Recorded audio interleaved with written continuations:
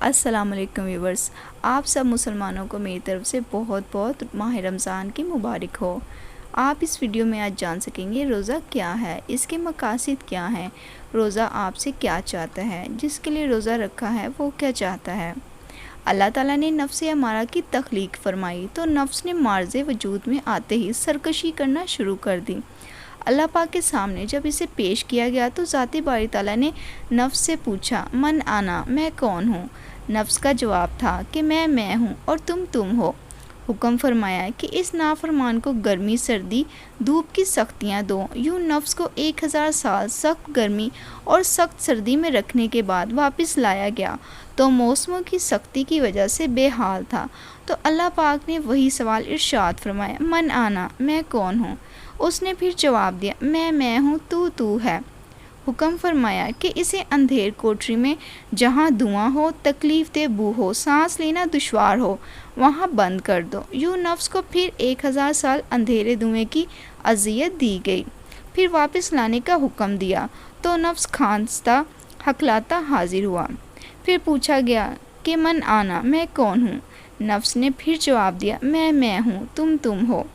واضح رہے کہ نفس کو زندہ رکھنے کے لیے ان سزاؤں کے دوران نفس کی خوراک کا خیال رکھا گیا تھا۔ اللہ پاک نے حکم فرمایا کہ اب اسے اتنا ہی عرصہ بھوکا پیاسا رکھا جائے۔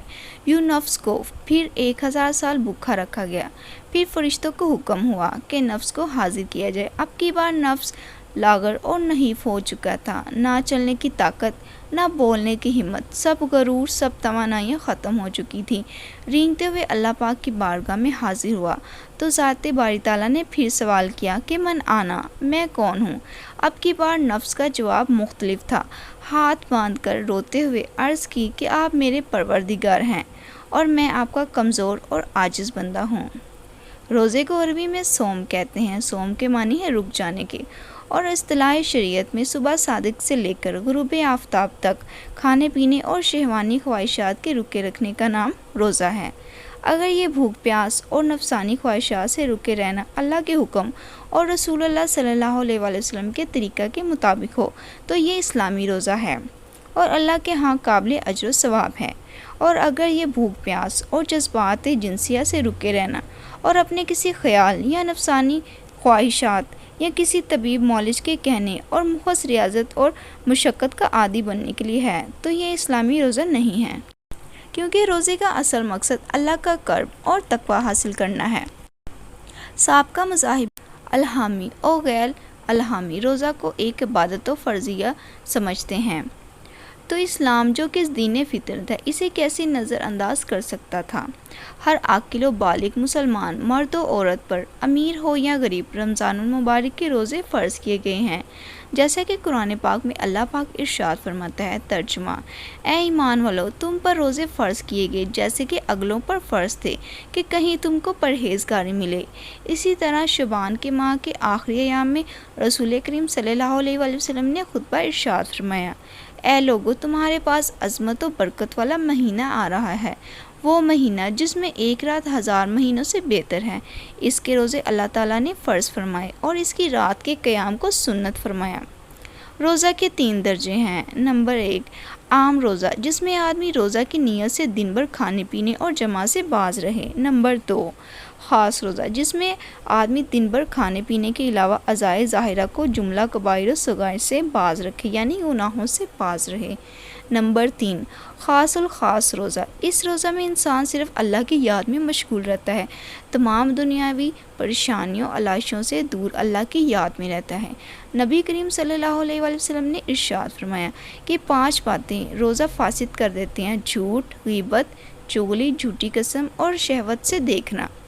روزے کا بنیادی مقصد یہ ہے کہ ہم تمام گناہوں سے بچیں اور اللہ کا قرب اور تقوی حاصل کریں۔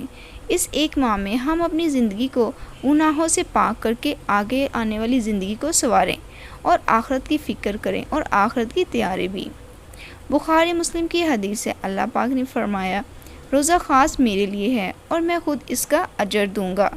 ایک اور حدیث میں ہے، جس نے بھی رمضان کا روزہ ایمان اور شعور کے ساتھ رکھا، اس کے پچھلے گناہ معاف ہوئے۔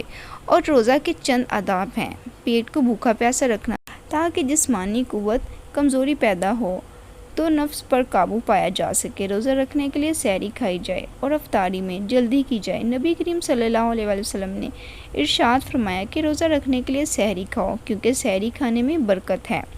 سحری اور افطاری میں کھانا حد سے زیادہ نہ کھایا جائے، اس سے روزے کا اصل مقصد فوت ہو جاتا ہے۔